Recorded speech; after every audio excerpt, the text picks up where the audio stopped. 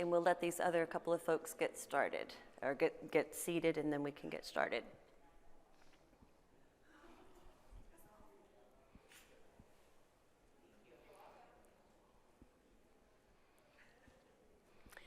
Okay, so it is 4 o'clock, and I want to honor your time and thank you so much for being here at 4 o'clock. I'm excited to see so many people in this room. I thought, ooh, 4 to 5 on Saturday night, not going to be a full crowd. But I appreciate how many folks did show up for this, and I promise I will do my best to deliver for you. So this is communication tips, working and communicating positively with school staff. You do have handouts in your folder. You don't have the presentation, but if you wanted to scan the QR code, and I'll give it to you again, so at the end, if you miss it the first time or something happens, you could get another shot at it. But all of the handouts and the PowerPoint and everything are here, and please feel free to kind of move forward and get in focus with your camera if you can't get it from where you're sitting. So, my name is Kelly Claude, and I am one of the executive co-directors of the Florida Inclusion Network, also known as FIN. So I work with FIN admin. We have two parts to our project. We have the administrative piece and then our FIN facilitators. Our FINs are in 19 Fiddler centers across the state. We work in partnership with Fiddlers and many other discretionary projects. FIN is, and has been for more than 20 years, a discretionary project funded by the Florida Department of Education, Bureau of Exceptional Student Education, under the Individuals with Disabilities Education Act. So we have IDEA funding, the DOE selects projects, and we carry out the mission of those projects.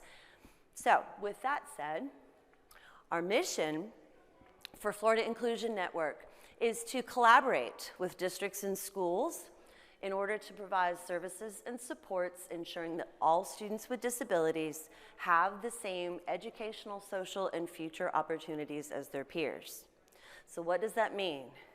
That means we work on inclusive practices. We teach schools, we look at their data, we look at the district's data, we help them identify where needs are, where their needs are, and then we identify the action steps that we're going to take, whether it's a professional development, whether it's going in and coaching in the classroom, whether it's providing information to their administrators. We do a lot of different things around those areas. So in your folders, one of the things that you have is a little Florida Inclusion Network services brochure, so you can kind of get a better idea of the things that we do. So particularly, we facilitate those best practices that I talk about. So there are a number of best practices for inclusion, and we're going to focus today on communication, and I'll show you how that connects in just a minute. So we work on those best practices with districts and schools through the use of data, and always remaining student-focused. So student-centered. So if we look at a school and we review their data with them, and perhaps, say there are a large number of students who are maybe not in the regular class, our questions become, who are the students in the separate classes and why are they there? What is it that is preventing them from being in the general education class for more time? Are there things that we can do, maybe educating general education teachers or providing some other ways that the teachers can work together? So we really dig down and try and get down to the individual student level. Not to the IEP level, of course, but just across the board. There are schools across Florida who struggle with things like behavior. Sometimes that is the key factor that keeps a student out of the classroom, or maybe communication. General education teachers may not know how to use communication boards or devices or things like that. So we work really hard to do that data-driven, student-focused problem solving. And then again, those same topics, professional development and technical assistance. So maybe we identify that communication is one big factor that keeps students from being in general education. Well, then what we work to do is we provide supports for those teachers. What about the communication? Is it a device?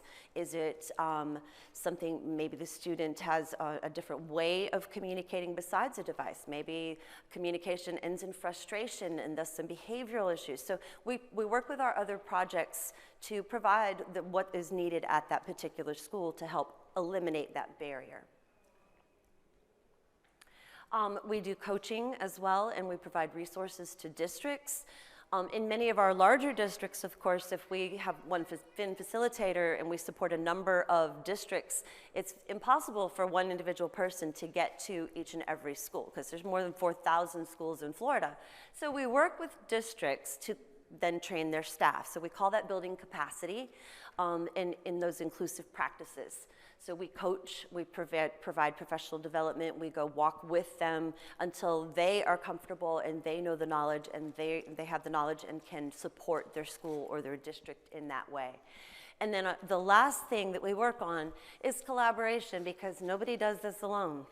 We're all in this together. We're all raising these children in one way, shape, or form. And the more that we collaborate, the more that we communicate, the better the outcomes are going to be for our students. So looking at the relationships that families have with schools, that schools have within the community, that, all of those pieces that tie together that really make a tight, good educational experience for our students, we work to try to maximize that as much as possible as well. So our objectives for this session, we want to create a plan for communicating that works for everybody. Okay, because communication is that two-way street. So the plan that you create maybe might not work for me, vice versa. So we'll talk about how to make that work for both parties.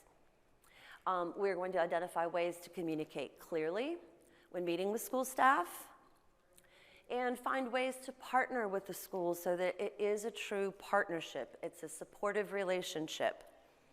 Because you can help the school as much as the school can help your child. So it does go both ways, and you have information that is important as well. So just as a little bit of an icebreaker, I want you to think about a time that you've had a positive interaction with a teacher or a related service provider, like a speech-language therapist or an occupational or physical therapist, or a principal. So a positive interaction that you have had with the school, and think about what it felt like at the end of that positive interaction.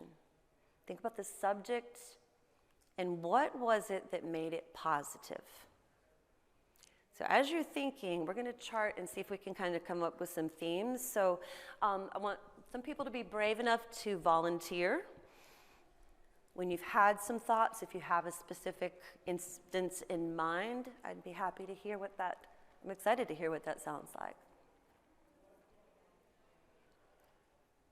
So does anybody want to share that positive interaction? What was the subject and why is it positive? Just briefly. Yes, ma'am. My daughter was in VPK. Mm-hmm.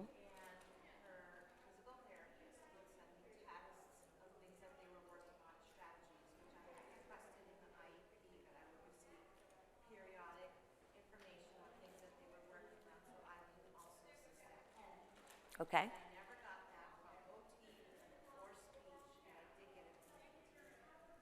We had great communication. Okay, so if you didn't hear, what she shared is that in VPK, her daughter had an IEP that had physical therapy on it, and the physical therapist would then provide strategies that she could do at home to support her daughter in the same way that they were providing supports in the school. Did I get it? Okay. So let's see. There was an IEP. That's the first piece there that is important. What's another important component there?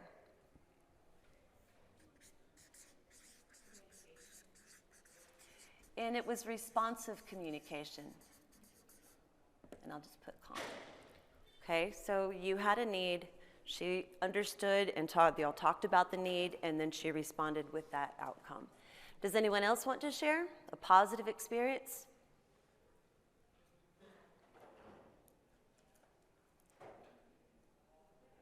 Yes.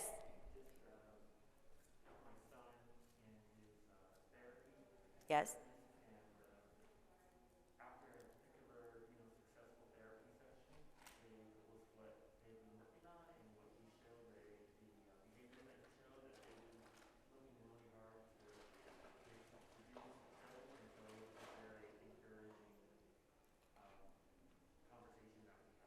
Okay, so again, feedback after a particular service and a therapy in that situation.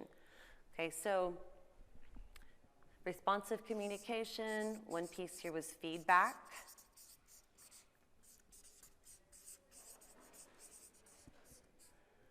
Okay, based on communication you had had. Anyone else? Give me at least one more. Yes, ma'am. I had, I guess, not the best experience with the school, but I had the ESC director in there. They actually were kind of on my side, or at least were Supportive. okay, this is possible. Not always just telling me no, that we can't do that, no.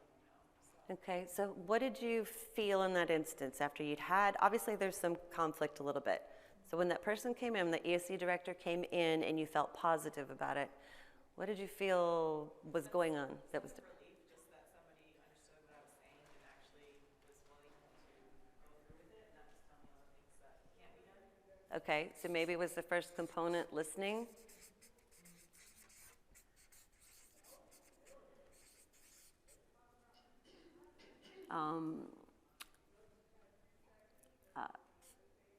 Again, you're coming back to that responsive piece. So I'm going to kind of hone in on that a little bit. Okay, and one last opportunity. Does anyone else have a positive experience they want to share? Okay, so looking and hearing those three instances that were shared, in one instance there was something that was written down that was supposed to happen, okay, and that individual did make that happen. So the parent, you, felt heard and felt responded to and felt like there was attention that was being paid to those particular issues. And I believe the same in your case. And in your case was a little bit different. There was some conflict. But in that action of listening, reflecting, and actually hearing what you were trying to say and kind of looking at the situation objectively a little bit, that you felt relief because that was, again, a responsive environment and you were able to kind of be heard. So that's a huge piece, is that two-way piece, that two-way communication that happens. Shouldn't just be one way. And I know a lot of parents, when they go into an IEP meeting, and I think I had a conversation with somebody outside in the hallway, feels like you're just sitting, like it's you against a panel of people, and that's intimidating. That's intimidating a lot. So let's go on with some of the thoughts here in our presentation, and I want to kind of come back at some points and discuss how these are showing up as we talk through slides. So the next piece I want to take a quick look at is what the laws and research say about parent involvement. So how many of you knew that Florida has a statute that specifies what parents have to be informed of? Okay, several of you have got your hands raised, so that's good. That means you've gotten that information. So this is a law that applies to all children, not just children with disabilities. So somewhere in, like maybe the code of conduct or the parent handbook or something that your district distributes every year is information about things like what immunizations are needed, what communication can be had, what accommodations are available for you and for your child, just what the standards are, what the assessments are going to be, just basic information for parents under this family and school partnership for student achievement.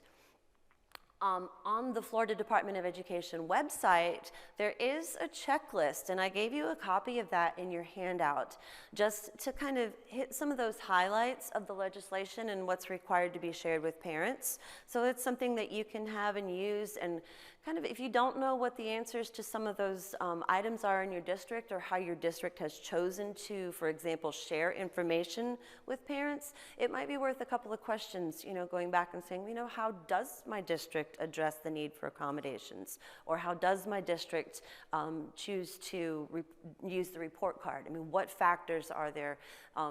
Because a lot of it is district decision. So they said the law says you have to tell the parents. The district then gets to tell the parents, gets to make the decision about what they're telling the parents. So districts are different. Every district in Florida has a slightly different take on most things. So you have a parent checklist with the resources. There are websites on that you can go to and look at for more information about particular topics. So I thought that might be useful for you to know, because I honestly didn't know there was a law that said that I, as a parent, and I have 3 children, I didn't know there was a law that said that there were things they needed to tell me. This one you are probably familiar with, the IDEA and the procedural safeguards for parents of students with disabilities. This fairly lengthy document, if you print this from the federal website, it's 52 pages long.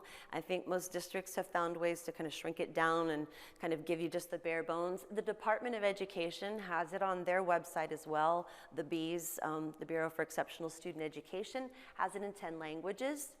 So this is mostly your parent rights. These are your parent rights. So prior written notice for big decisions, prior written notice of a meeting, prior written notice of an evaluation. Parental consent, when you have to provide parental consent versus when it's really just an IEP team decision.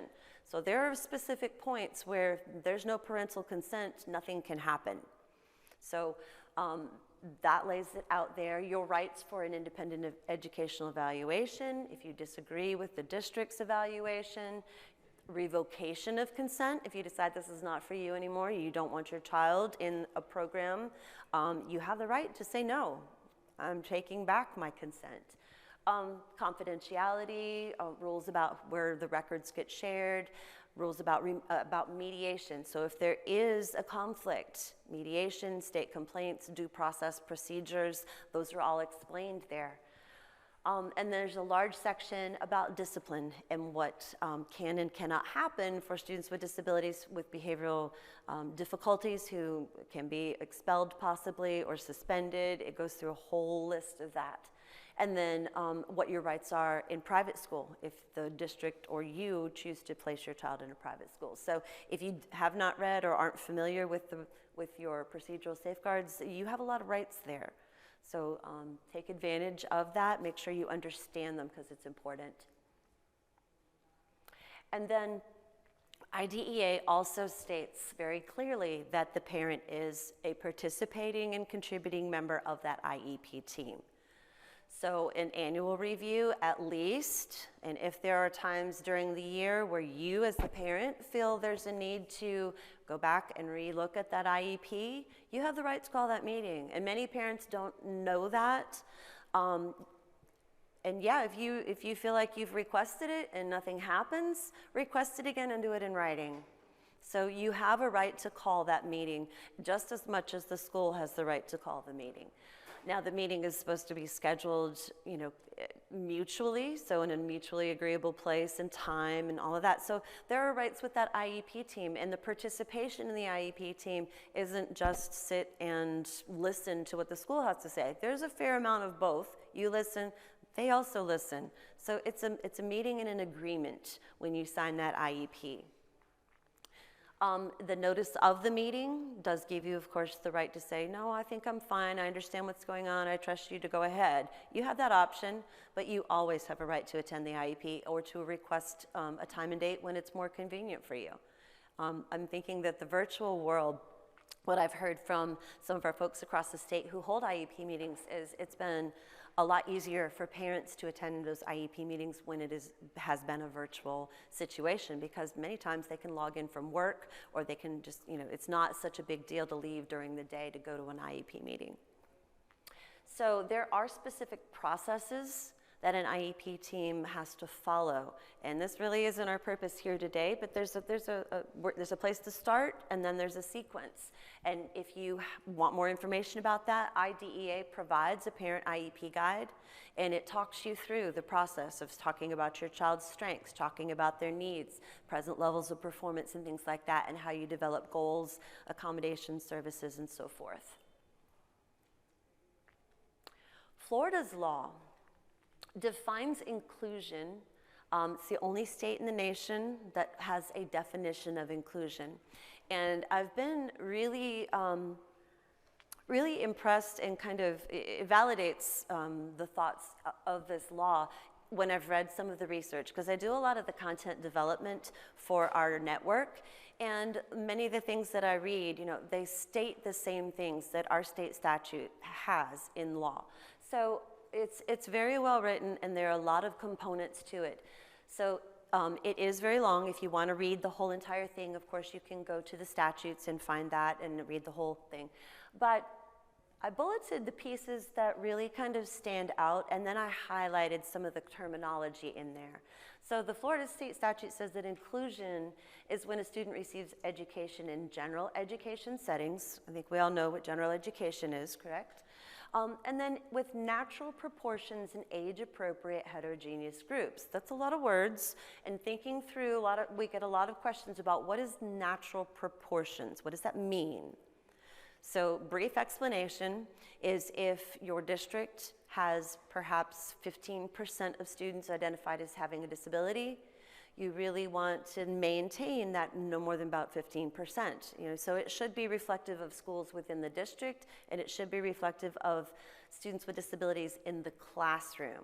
So if you've got a classroom that's got 50, 70% of students with disabilities, you're not meeting that definition of inclusion just by virtue of that natural proportion component. So you really want to look at who's, the percentage of students and making it match as closely as possible. And then another big aha for people is that age-appropriate heterogeneous groups. Because when you have students who are struggling, possibly it's very tempting to say, this child, even though they're in 5th grade, is reading on a 3rd grade level. Can't he just go to reading in the 3rd grade? And the answer there is not by definition. No, that is not an inclusive environment. That child needs to be with same age peers. And then that heterogeneous group, you've got a mixture, because children learn from each other and they need the role models, but also students with disabilities need to be able to see the interactions that other children have. So that's important in this definition. Overall, we talk about an inclusive school culture. Students are valued. All students are valued as a member of the class and school community. So everywhere they go, they belong. There's no reason for them not to participate. If they're in a wheelchair, there's a place for them to be with their class, not separated out. So, there's a lot of components there to think about. Teachers and administrators support universal education. Now, that means education for all. So everybody has a right to that education.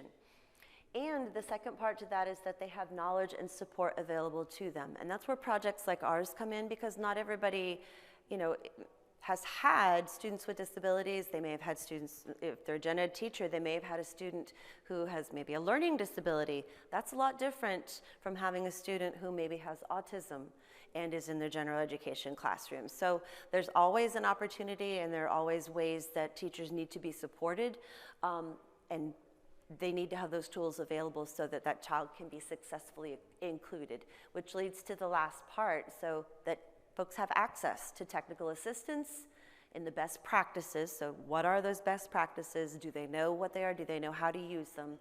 What are the instructional methods and supports that students with disabilities need? So that's a big definition, isn't it?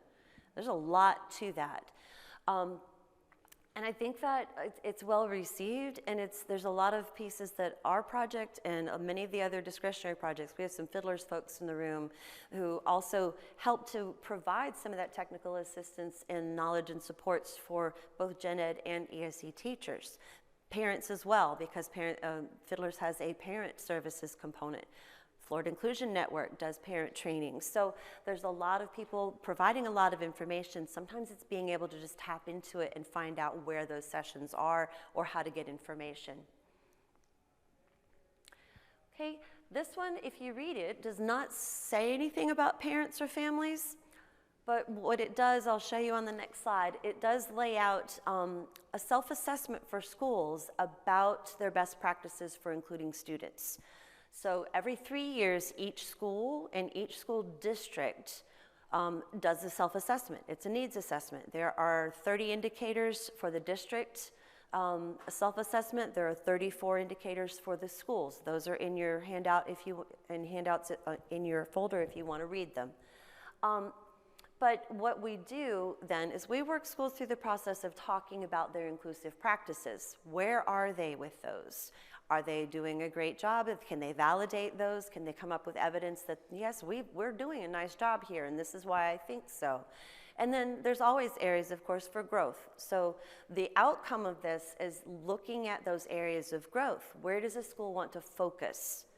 Okay, what are their focuses? And I'll show you some of the possibilities for parents here in just a second. Once they've identified their areas of focus, then they develop a plan to address those areas. So that's what this is telling. This is outlining this process, and it's required to be uploaded with their school policies, educational student policies and procedures. That's uploaded annually to the Department of Education and is part of their IDEA grant. So the 3 domains on that, we call it the BPI, Best Practices for Inclusive Education. The 3 domains are leadership and decision making, instruction and student achievement, and the last one is communication. So I want to pull some indicators that are related to families. This is from the district Best Practices for Inclusive Education, the district BPI. And it looks at how the district provides information to families about research-based inclusive educational practices and how families can support their child's learning at home. So what information are you getting from your school about those research-based practices? Not just how they did it at school that day, but how you can be supporting your child, the therapies, the instructional tasks that are given to your child, or even, perhaps some collaboration on behavioral strategies. There's lots of things there that can be provided. The second indicator is that the district's giving resources to district and school staff about strategies for effective family communication, because communication can always be improved, okay? And sometimes it's very strategic how that communication happens. And the purpose of that is to communicate with families, to collaborate, to increase the learning that's available for those students and the achievement for students with disabilities as much as possible in inclusive settings, because we do still have the continuum of services. We're not talking about 100% inclusion. We're talking about where do students get the services that they need. The third one is the district uses a variety of processes and tools to involve family members of students with and without disabilities. So they're talking about like district advisory committees, family work groups that they have, anything that the district needs input from, they're soliciting and getting parent input on. And then the last one is that the district gives information to families in the same manner at the same time. So there's not a different day that families who have students with disabilities get their report card, for example. And I can tell you it's been a very long time since anyone rated that one as being not fully implemented. So in most places I feel like there's has been consistency in how families get that information. You may have a different experience, and we can talk a little bit later if you want, but that's what the indicators on the district BPI are. And then when you look at the school BPI, so that school self-assessment, you look at family members being contributing members of school-based decision-making groups. So part of the PTO, part of any room gathering, whatever the school's structure is. It could be that there's an advisory council for the school, or surveys that go home to families. So there's a lot of ways that could look. The second indicator there is that learning opportunities and resources are provided to families of students with disabilities as a result of needs assessment and student data. So if there's a group of students possibly who need a lot of help in reading or in math, maybe there's information to families about where you can go for reading or math help, little websites to check, or maybe the teachers send home some activities or newsletters, that kind of thing. And then when communicating with families of students with disabilities, family members are resources and can provide input regarding planning and problem solving. And that, again, reports of progress are disseminated to families, school district personnel, and community members. So I wanted you to see the kinds of things that communication and families have, the connections with the statutory requirement to do that best practices, before we go and talk about tips and strategies for communicating in general. So that's kind of the legislative connection. If you wanted more information about that BPI process, if that made you curious, there's a handout in there as well in your folder that kind of lays it out and what it looks like. And then, of course, you can go onto our website and kind of get more information about it and see, more in depth what that's all about. So what does research say about family involvement? So in 2018, this was a study that was done. And the researchers found that when families are involved, student achievement increases. Does that surprise anybody? No, that seems to make sense. That the parent and student long-term educational planning is more likely to be present. So parents talk with their children about education. Parents talk with them about what can you be when you grow up? What do you want to do? And even, if your student maybe isn't on the college track, or if there's, some very specific challenges that have to be overcome, there's still benefit in speaking about what are you going to do in the future. When you have your own place, or when you are an adult, or when you do this, that future planning is very important to students. Decreased behavioral challenges happen when there's good partnerships with families. Attendance, of course, goes up. I don't think there's any surprises here. And then there are improvements in school programs and school climate when there's a good partnership with the families at the school.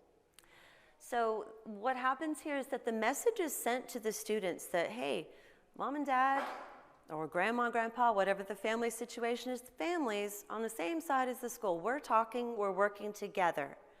So the more that student gets the message that this is what's happening, that student becomes more likely to place importance on being in school, being creative, doing well, trying their best, and just generally having a more positive outlook. So the research is pretty big. Has anyone ever heard of John Hattie? A couple folks, probably in the educational world, right? So John Hattie is an Australian researcher, and he has looked at, I think he's up to 160 something indicators that predict student outcomes, strongly predict student outcomes. And so this little wheel on the left, this little half circle, is kind of his measure. So if you take and you look at the arrow being straight up at the 0.40, that is the cutoff point that he has designated as being, this is where it starts to be effective. So anything that is over that 0.40 is in what he calls the zone of desired effect. So it has positive outcomes. So I pulled the factors that relate to families from that, and I wanted you to kind of see. So home environment and socioeconomic status both have a positive outcome. They're at 0.57. They're strongly correlated with having a positive student outcome. So is parental involvement. Home visiting also is like 0.29. It's not super strong, but it is a positive outcome. Family structure, 0.17. And then the interesting piece down there at the bottom, the welfare policies and television, which we all think, okay, too much television is bad for children. So it actually is the opposite. So the television watching is not as impactful on student outcomes as we think it is, nor are the welfare policies. So you just kind of trickle through that and think on that for a little bit, because biggest factors are the home environment, socioeconomic status, and parent involvement. And even if you have the 2 out of the 3, like if perhaps maybe socioeconomics is a little struggle, if you have home environment and parental involvement, you have a stronger likelihood for a student to do well. So I'm just kind of thinking about that, showing what the research there says. Research also says that parents have several sets of challenges, and these are the areas that they can circulate around. So parental knowledge and attitudes, just a lack of overall knowledge about disabilities for parents, about the process, about what it means to have a disability, about their own negative experiences possibly, because sometimes disabilities tend to kind of run in families. So maybe they didn't have a positive experience at school, and that is kind of impeding their ability to communicate about their child's difficulties. lack of understanding of the process is one of the bigger ones that we see when we talk to parents. When we go out into schools and we work with families, we get that input like, well, I don't know how this is supposed to look. How do I know what questions to ask if I don't know what it's supposed to look like? So that is a barrier that many folks have, researchers have identified that many folks have. So just a quick, don't have to give personal information, but if you would do a hand up, 1 being not so much, 4 being, yeah, I don't think I can totally relate to this. Give me just a sampling of how this particular factor relates to you, how you relate to that. So 1, these don't really apply to me. 4, yeah, I can really relate to some of these. Okay, I've got some hands. Okay, I've got some, and I don't really have an input. Okay, thank you, I appreciate that. The second challenge can be differences between schools and families. Obviously, if languages are a barrier, you don't speak the language, it's very difficult to go in and have a meaningful conversation. And then educational or economic differences. If school was difficult, it's really hard for parents to go in and feel comfortable to have a conversation with an educator about their child. So it's a big barrier for some folks. Same little test, yes, or no, not so much, and yes, it really applies to me. Okay, getting a little sense of where you guys are. The second slide of sets of challenges. So family situations create challenges. Something, a lot of people don't have much control over some of these. So somebody loses a job, there's unemployment in the family that really creates a lot of stress, and it makes it very difficult to focus on anything but, okay, how am I going to put a roof over my head and feed my family? The communication with the school may not be on the top priority. If there's abuse in the home, in the family, somewhere involving in that child's surrounding environment, that creates a challenge. Or homelessness. I mean, we have laws in place that say even if a family is homeless, the child has a right to continue to attend their school, and they will make arrangements. The school district has to make arrangements for that to happen. So family situations, not so much. Yeah, big deal. Okay, thank you. And then sometimes just logistics, because when do schools want to have IEP meetings?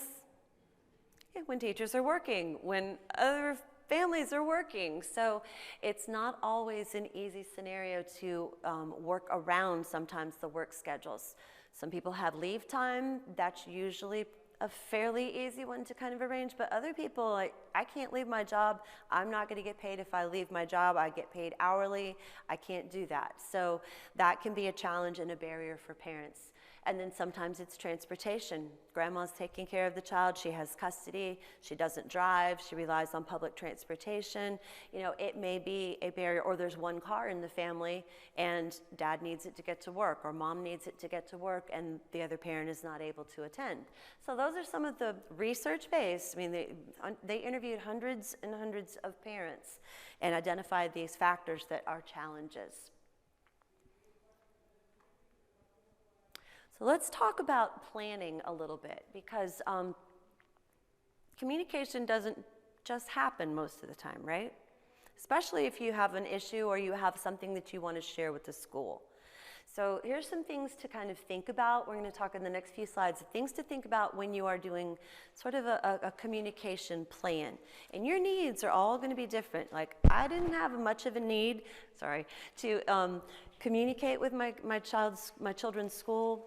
There were a couple of times, and when it was, but when I didn't, it was kind of okay. I kind of laid low. But there are families, and I'm a teacher as well, so there are families who definitely, like, we talk every day after school, and I let them know what's going on. Other families are like, okay, just send me a note at the end of the week, let them know how it went, let me know how it went, and I'll let you know if there's anything changes here. So the communication is different depending on the child's needs, depending on the family's needs. So things to think about: who do you want to talk to? Okay, so sometimes you might want to start with somebody who's a little closer in the classroom. You don't necessarily want to start with the principal, because what's the first thing she's going to do, or he's going to do? Yeah, bring it back to the teacher. Okay, and maybe the teacher's like, well, the paraprofessional had the child out at PE, so I don't really know, I wasn't there, and then it's coming back down. So find your audience, figure out who it is you want to talk to first, and then there may be a specific purpose that you're talking to somebody. Maybe there's an expert in like the reading coach or the math coach, or maybe you want to talk to the speech and language therapist. So, decide who you want to talk to first, because it's going to make a difference how you communicate with them. Paraprofessionals are often, at the outside of the school, letting, greeting students as they come in. It's kind of easy for a parent to come up and say, hey, I wanted to ask you about what, XYZ. They may have a really quick conversation with the para and get a question answered. Principal may need an appointment. You may need to come to the office at a certain time, or it might be a phone call. So we're going to talk about method here in just a minute, but who the audience is one consideration. Now, the timing of it is also important. How many of you have seen, maybe everybody goes to open house and there's one parent that maybe wants to talk about their child when the teacher's trying to tell everybody, here's the classroom procedures, here's what I need you to know, and that parent is trying to kind of dominate time. So again, thinking about the timing of it, it's probably not the best idea at open house or an IEP meeting to talk about things that maybe aren't related to that. So the timing there, it can be critical. And maybe it's quarterly or mid-quarter reports. You want to wait till after the grades come out. Well, I don't think my child's doing really well. I've been checking. Let me just see what the report card says or the midterm report says. Maybe that's when you time your conversation. Maybe you have a weekly schedule. Like, I'm going to touch base every Friday because my kid, if we've got some stuff, we're going to work over the weekend. If we've got things that need to be caught up on, or maybe I need to do some extra coaching or things like that at home. Maybe it's a weekly, it could be a daily event. I've had parents and we've had students who have those needs to know daily what the feeding schedule was like, whether there was any incident with a peer, whether there was participation, or maybe an effect of a medication that was tried. So some things really can be daily and need to be daily. Impromptu, so maybe something big happened and you need to have a conversation. Maybe there's been a huge medical event and you need to let the teacher know. That's not really an impromptu kind of thing. That's something you probably want to schedule maybe over a planning period. You have a phone call, or you come early in the morning and try and catch the teacher. So timing is important with that schedule versus impromptu versus a daily or weekly schedule. So thinking about the timing, and then how. I've mentioned a couple of times daily notes. We talk about phone calls. Sometimes being in person is really how you want to have the conversation, and sometimes virtual is fine. So the plan, the person, the purpose, that's all going to be something that you think ahead of time about. And that'll make those communication attempts or efforts or activities go a lot more smoothly because you have an agreement. And you and the teacher have talked about the best way, like, I need this information. The teacher's like, well, I have this idea in mind. Let's see if this works. Or, maybe you're not getting enough information. So planning those conversations is the first step. Okay, so we said response cards. I didn't have a whole lot of setup time, so we're going to use fingers. Everybody's got those, right? Okay, so first thought in my head, do you have a plan personally? Do you have a plan for communication with your child's teacher or teachers? 1 if yes, 2 if no. Okay, so I think most people do. See a couple folks who maybe might want to think about that. How many teachers do you communicate with? And you can use both hands if you need to. 6, 7, 4, 2 or 3. See, most people have one hand, so 3 or 4. Okay, a couple. And that can be challenging too, because I've worked at the middle school as a program specialist, and I worked in the elementary school. It's a whole lot different in the middle school when you have 6 teachers involved, because the parent comes for a conference and they're like, well, I didn't want to see this teacher. I wanted to see periods 4, 5, or 6. So figuring out the scheduling from that and the communication methods with 6 different teachers can be a really daunting task. How frequently do you communicate? So let's do a hands up if you communicate daily. Okay, a couple folks. How about monthly? How about somewhere in the middle? Okay. Yeah, so frequency, depending on your needs. I mean, these are all decisions that are independent to you, individual to you and your child. So communicating clearly becomes a little bit of a consideration too, because sometimes you ever played that telephone game where you line up and somebody says something, and by the time it gets to the end, there's a whole different meaning to what was said, or it's not even close to being the same thing. And how many of you are married? You can vouch for this? Yes, okay, or have a partner of some sort there. Yeah, communication and making sure that it's clear is really important. Anybody, I think there's another slide, there's a picture. Anybody relate to any of these sort of conversations and frames of reference? Okay, just on that personal level there, like what works for me doesn't work for you. So we're gonna have this conversation, we're going to talk about it. Or we're gonna agree to disagree, because that can happen too. If it's not critical, it's okay. But the thing to remember with frame of reference is that we all come to a conversation or a communication attempt with past experiences, with things that are meaningful to us, good or bad. Teachers also, principals also. So both parties of the communication group, all parties, have their own frames of reference. So one of the big things at the beginning is to kind of come to a common agreement about what is it we're communicating about, and what do we mean when we say, okay, I need to have a communication system for my child? What does that mean to you? What does that mean to a teacher? What does it mean to the speech therapist who may be working with you all? So keeping in mind that everybody comes to the table maybe with a little bit of a different thought. It's important to talk about those individual thoughts. So we're going to play a little video here that will demonstrate that.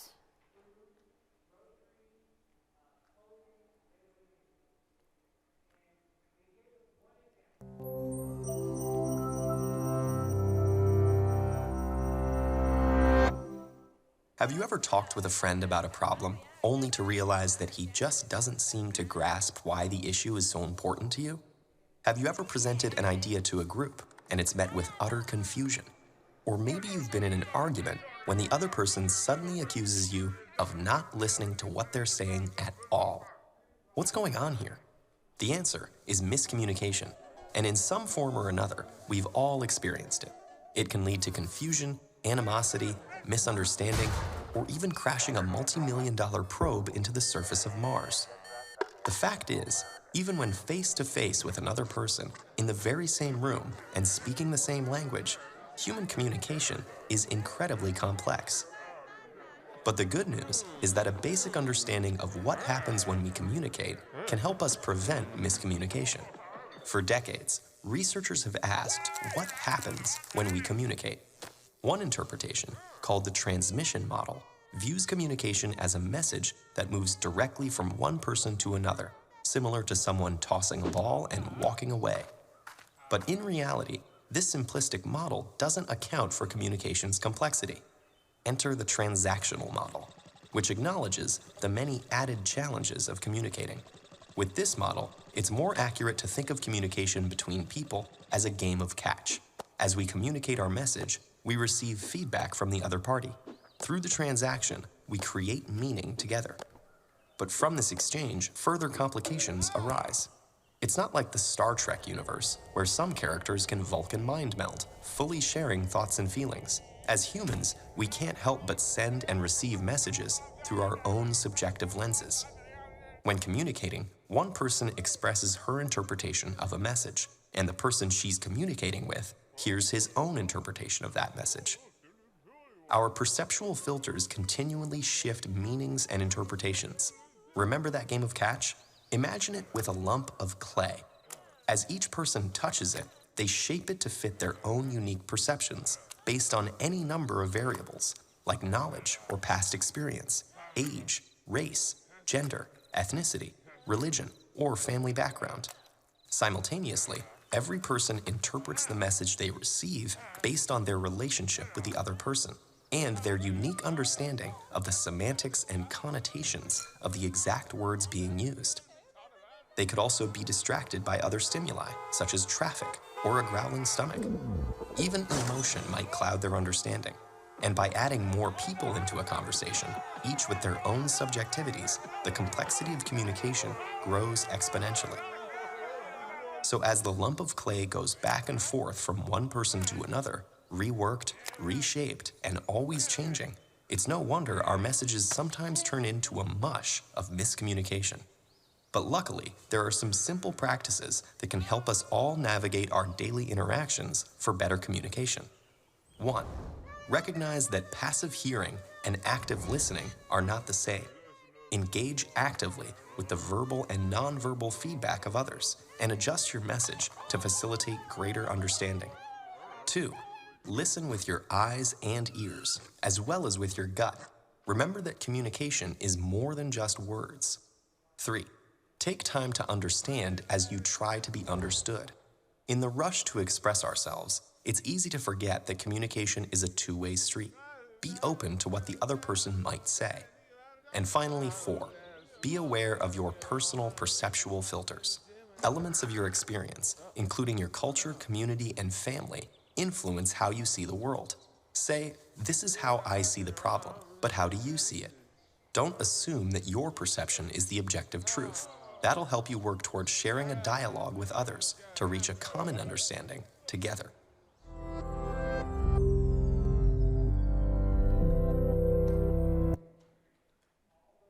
Okay. Anybody hear anything in there that kind of resonated with them? Share out real quick. What was it?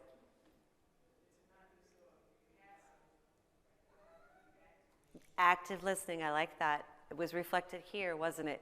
Your relief was because there was active listening going on. Anybody else? Okay.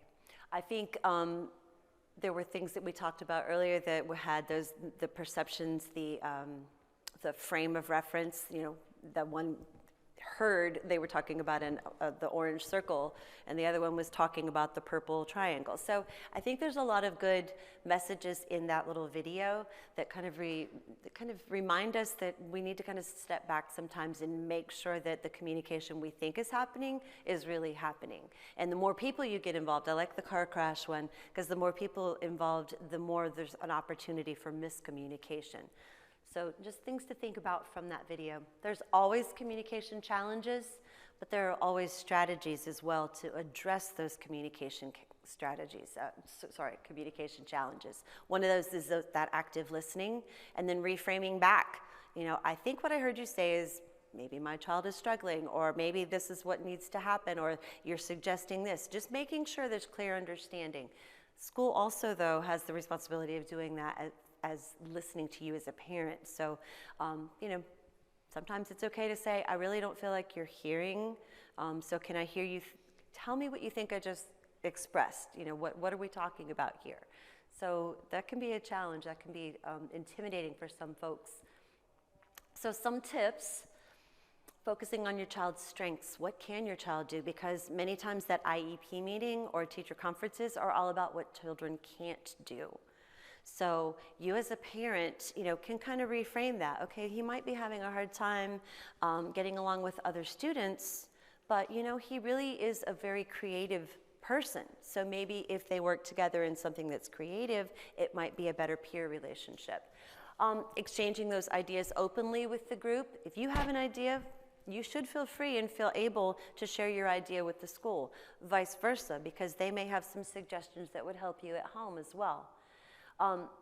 Sometimes it doesn't happen in one instance, that problem solving, whatever it is. It can be a successive approximation. It may take some time to fully problem solve whatever the communication question or concern is.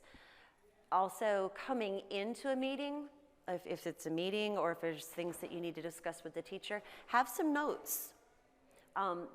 Have some specific examples of what your concerns are or what your suggestions are. That helps you stay focused, and that also gives the team or whoever you're talking to the opportunity to see exactly, in writing what it was that you wanted to express. And then making sure that you, as a parent, ask questions to understand what the issue is and ask for additional expertise. If you're out of your realm or you feel like the teacher maybe needs a little more support, ask if there's somebody who can come and help address the issue. Oftentimes there are different levels of expertise at the district that may not be at the school. So it's okay to ask to reconvene, maybe with somebody who has a little more knowledge or experience. Okay, in the interest of time, this was an activity simply just to kind of help you reflect points of communication that stood out, and if there are ways you can use one or more of these tips.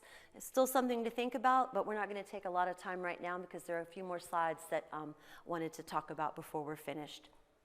So the last piece of this is how you can be a supportive partner. And I know sometimes you're like, well, why is it always on the parent? Sometimes just a little bit of sugar kind of helps go a long way, towards something that maybe isn't so sweet, okay? So how can you be a supportive partner? One of those ways is to give recognition when things go well. If there's a particular person maybe that your child relates to, make sure they know that. And even just have your child draw a picture and give that to that person the next day. Hey, this is for you, and they made this for you. Just even that, and I can tell you as a teacher, getting a photograph that's something that a student drew for me, that really meant a lot. And I would put it on my board, and I would reflect and talk to the child about it. I mean, it's something that kind of validates why teachers do what they do, why therapists do what they do. That little bit, I can tell you that goes a long way with a teacher. So just even recognizing small things is a good start for a positive communicative relationship. This one, I say volunteer. People are like, oh, I've got kids, I've got a job. Why are you meaning volunteer? So the idea here is when possible. Not everybody's going to be able to. There are some parents who can come into the school, work hours as a volunteer at the school. That is not for everybody. So if that's not you, then be creative about how you think about your volunteering. It might be that you simply attend family library night or family science fair night with your child and participate in a school activity. That sends the message to your child that school's important. Hey, we're going to go and we're going to be part of this.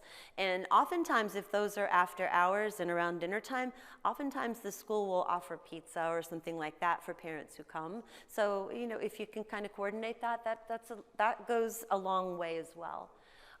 Or maybe simply your contribution is to do therapy exercises at home, work on homework, or support your child somehow academically. That's a volunteering opportunity. I mean, it's part of a parental responsibility, but if you really kind of make that message consistent to your child, it goes a long way to communicating to the teacher that you're supporting what they're doing.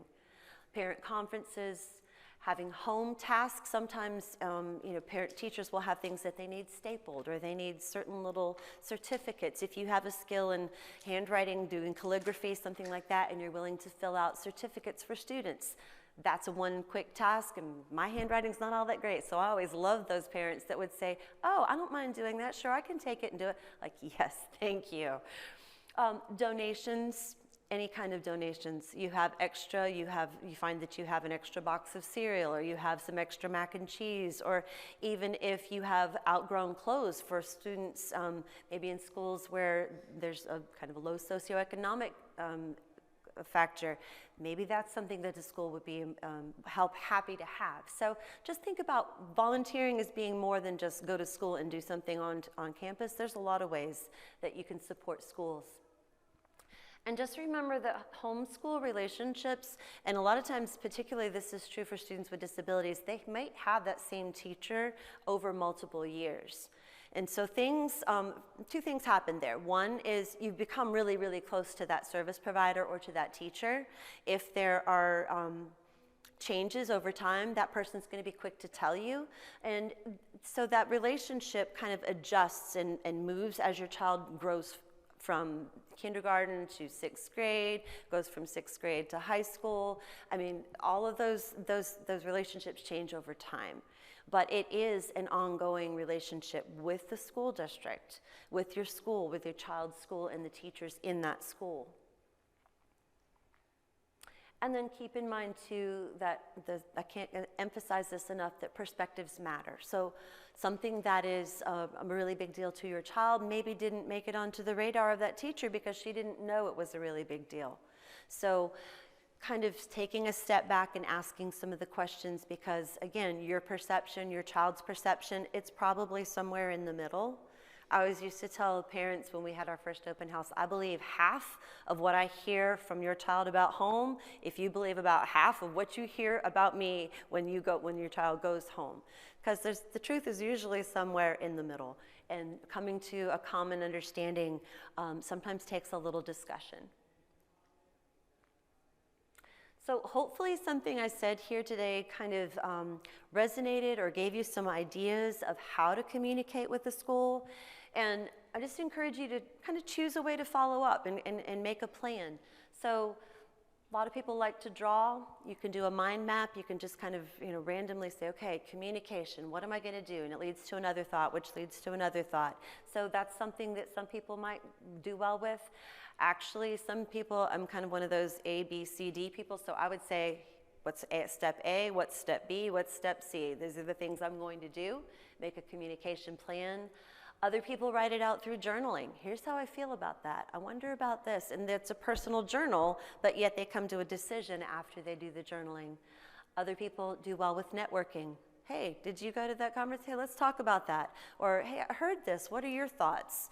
So talking with other people, other parents who have similar, children with similar needs. Sometimes just taking a few minutes alone to reflect, especially when there's something that, kind of gives you pause and you really say, I need to think that through a little bit. Let me decide what's the best way, and take a little bit of time to do that. Other people do a lot of reading. They read about the research. They go through and they really analyze the literature and find some of the things that are going to be helpful for them and for their child in working together at the school. Sometimes finding just a buddy to be there with, and not really networking for ideas, but just kind of decompressing. I'll do that, I'm sure. Okay, you kind of have a little bit of a social time, but you kind of re-energize your own self. And then, like I said, reading with the research, those kind of go hand in hand. So there are different ways to follow up, and I hope that you will choose one or more of them. I want to give you an opportunity for questions and answers. I also want to share some information. So the Florida Department of Education has an ESE parent survey. So you're encouraged to give your feedback to the Department of Ed. There's also Special Ed Connection resources. If you go on that Department of Ed website and look up Special Ed Connections, you get information from legal perspectives. So things that might help parents understand a little bit more about the IDEA, how it works, that kind of thing. And then technical assistance papers, as well as the family and community partnerships at the Florida Department of Education, and ideas about school choice, because as the governor said last night, Florida school choice, that's one of the strongest things the state has. Other supports from discretionary projects. All of these are discretionary projects through the Department of Education. So CARD, the Family Cafe, of course, is partly funded through the Department of Education. Parent to Parent, this is a Miami group, but there's the Family Network on Disabilities that works with them. The multi-tiered systems of support for behavior and for academics, and of course our Fiddlers Centers. If you're not familiar with Fiddlers, I encourage you to go to their website, read a little bit, and find your local center. Project 10 focuses on that transition age, so starting at around 14, planning for what's going to happen when your child graduates from high school. Project Access focuses on students who are on access points, who get their education through those access points and take the Florida Alternate Assessment. And then the Florida Instructional Materials Center for the Visually Impaired, Resource Materials and Technology Center for the Deaf and Hard of Hearing. They're both here and represented at a booth in the exhibit hall, as is Project 10 and Fiddlers. They're both in the exhibit hall, as well as the Department of Education. Positive behavior interventions and supports and technical assistance and training systems is for pre-K, but there's a lot of information out there. Sometimes it's knowing where to go to get it. So I wanted to share that with you. Florida PTA as part of the Florida links on the Florida Department of Education. So one of the things I like about the Florida PTA site is there are rubrics and checklists for each of the elements that they define as a good family-school partnership. So there's a lot of information on that website as well that will kind of give you some guidance. And then, of course, the Florida Inclusion Network. This is our website. We have a tab for families. We have family resources available at our center, at our booth in the exhibit hall. And feel free to contact me or the Florida Inclusion Network. And if you wanted the handouts, there's the QR code. And I'll take a couple of minutes for questions if you have some, or feel free. In the back of your folder, before you leave, if you would please fill out the survey. We do report, just the numbers of satisfaction, and we want to know what we can do to improve. If there's something that didn't quite sound like it should, or if you really liked it, please let me know. So thank you, and I'll be up here for a minute with some questions. And thank you for coming. It is a very late session on a Saturday.